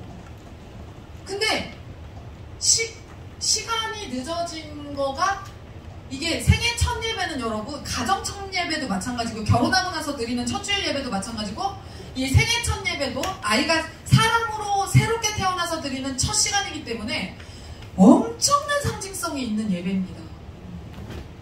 그냥 우리가 맨날 드리는 그냥 그런 예배와 좀 달라요. 의미를 다르게 생각하셔야 돼요. 만약 그걸 모르셨다면 오늘 아시면 됩니다. 앞으로 아기 나신 분들. 그래서 다른 때 조금 어쩌다가 실수로 늦더라도 생애 첫 예배나 가정 첫 예배를 드릴 때는 절대로 늦으시면 안 돼요. 그 가정이나 이 아이가 태어났을 때 처음으로 드리는 생기면서 처음으로 드리는 예배는 그 이후의 모든 예배의 상징성입니다. 그래서 제가 마음이 지금 좀 그래서 아까 예배를 오늘 드리지 말자라고 문자를 보냈는데 나중에 이제 뒤늦게 본 거예요. 그래서 나중에 왔어요. 왜 늦게 왔는지는 저는 몰라요. 혹시 병원을 갔나 뭐 별의별 생각을 다 했는데 그래서 너무 이게 좀 너무 마음이 좀 그래가지고 그러면 오늘은 유다미는 이렇게 지금 했지만 앞으로 태어날 아이들이 있으니까요. 앞으로 태어날 아이들 다음 주에요? 그래요. 다시 리셋 해야지. 다음 주에 합시다. 다음 주에. 오늘. 그러니까 나도 아까 이제 와서 보내 없더라고 그래가지고 안타깝다. 그러니까 위에 올라가 있는 줄 알았어. 근데 내려와야 된다라고 생각했는데 늦었잖아. 그러니까 지나가면 끄자. 그러니까 지금 다음 주에 새로 합시다. 그러니까 이거는 두 사람 뭐 제가 안 알려줘서 그래요. 이건 제 잘못이에요. 제가 너무 후회를 했어요. 왜냐면 저분들은 위에 둘은 예수를 안 믿을 때 낳은 애들이고 예수를 제대로 믿기 시작하고 유다미를 처음 낳은 건데 제 잘못이에요. 이게 제 잘못. 그래서 너무 제가 좀 속상해요. 내가 왜 그랬지? 너무 후회가 되고 그래서 이제 떡은 안 하셔도 돼요. 다음 주에. 다음 주에 합시다. 다음 주에. 그리고 여러분 우리 세 사람이 이제 왔잖아요. 그러면 사실은 저 시간대가 엄마의 뱃속에서 나오면서 면역을 가장 시게 갖고 있는 그 하나님의 그 창조 법칙에 의해서 면역력이 가장 센 때입니다. 그래서 돌 때까지는 열나서 병원 갈 일이 거의 없어요. 애 키워보신 분들은 기억하시겠지만 그래서 보호막이 쫙 씌워져 있는 상태이긴 하지만 기본적으로 그래도 그러니까 마음대로 우리가 막 만지거나 하면 되겠어요? 안 되겠어요? 안 되겠죠. 그러니까 어떻게 하냐면 엄마 아빠 품에 그냥 있잖아요. 그냥 멀리서만 보세요. 가가지고 얘를 우리가 참 예쁘고 안아주고 싶지만 앉지 마요. 부모는 말도 못하고 끙끙 앓어. 무슨 말인지 아시겠죠? 나중에 태어날 아이에 대해서도 지금 같이 우리가 주의하자는 얘기를 하는 거예요, 지금. 너무 예뻐서 우리가 막 만지고 싶고, 또 애기들 같은 경우는 또 그럴 수 있거든요. 애기들 막 예뻐갖고 그냥 애들 만져버리잖아요. 얘들아, 유담이 만지면 될까요? 안 될까요? 네. 만지지 마세요. 그냥 멀리서 보기만 하세요. 아시겠죠? 그 생애 첫 예배는 원래 오늘인데 그거 날짜만 바꿔주세요. 다 만들었거든요. 유담이 생애 첫 예배 포스터까지 다 만들었는데 다음 주로 해서 다시 세팅해서 다음 주에 늦지 않게 잘 와서 그렇게 예배 잘 드립시다. 아시겠죠? 네, 그렇게 해서 다음 주에 다시 진행하도록 하겠습니다. 네, 이상입니다.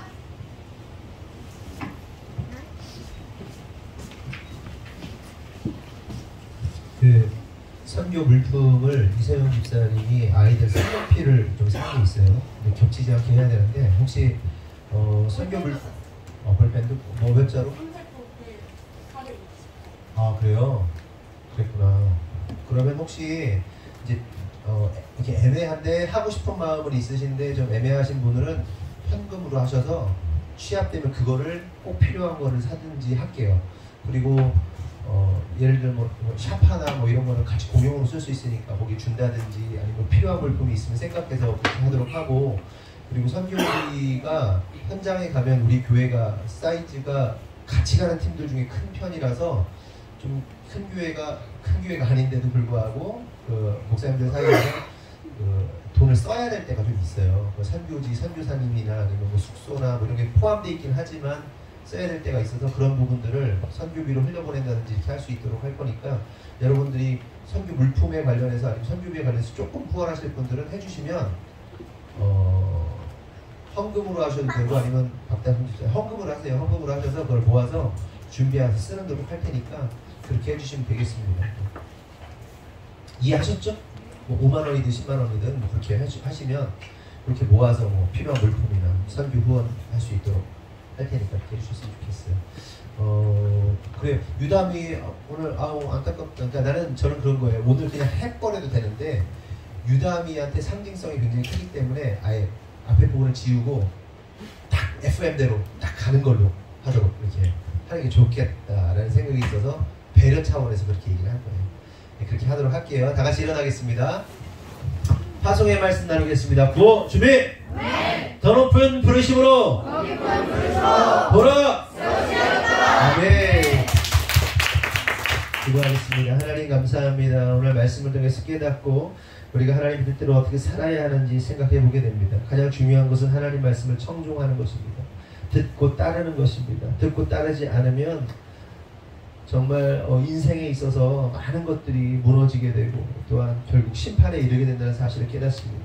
하나님 우리가 이 땅을 살아감에 있어서 그것이 하나님 말씀 듣고 안 들음이 별 차이가 없는 것처럼 느껴지겠지만 마지막 최후의 날 이것이 명백하게 갈릴 것이기 때문에 그것을 우리가 알기에 또한 우리가 하나님을 알기에 하나님 우리가 그렇게 세상 것을 따르며 세상과 짝하며 사는 인생이 아닌 오직 하나님 말씀을 청종하는 자로서의 삶을 살 수 있도록 주님께서 역사하시고 또한 우리가 선택하며 깨달을 수 있는 지혜가 있도록 주님 축복하여 주시옵소서. 하나님 또한 기도하는 것은 우리 성도들이 주님 앞에 예물을 드립니다. 하나님 드린 손길마다 축복하시고 그들의 가정과 사업과 직장과 하나님 그 모든 삶의 영역 속에서 하나님 지키시고 보호하시고 역사하시고 인도하여 주시옵소서.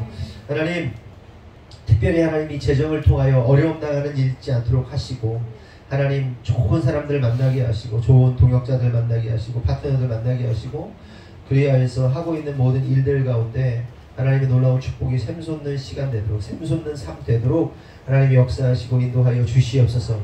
하나님 또한 간절히 기도하는 것은 오늘 이 자리에 나오지 못한 성도들이 있습니다. 하나님 삶의 여러 가지 무게로 인하여 상황들로 인하여 나오지 못한 성도들이 있는데 하나님 그들에게도 은혜를 허락하여 주시옵소서. 하나님의 자리를 찾고 그래서 말씀을 듣고 신앙을 회복하고 그리하여서 정말 하나님이 원하시는 삶, 하나님이 기뻐하시는 삶, 하나님이 원래 계획하셨던 삶을 살아낼 수 있도록 주님 역사하시고 인도하여 주시옵소서. 하나님 오후에 일정이 또 있습니다. 모든 일정 속에서도 하나님 함께 하시고 특별히 지혜와 계시의 영을 부어주시고 특별히 더더욱 하나님 우리의 영혼육 가운데 하나님의 그 기쁨, 하나님의 위트, 하나님의 하나님의 기쁨이 넘치는 시간 되어서 정말 마음껏 주님을 자랑할 수 있도록, 마음껏 주님을 높일 수 있도록 하나님 우리에게 역사하시고 인도하여 주시옵소서. 지금은 우리 구주 예수 그리스도의 은혜와 하나님 아버지의 무한하신 사랑과 성령님의 감화 감동 내주 역사하시니 오늘 주님의 뜻대로 살기로 결정한 모든 성도들 위해 지금으로부터 영원토록 함께 하시기를 간절히 축원하옵나이다. 아멘.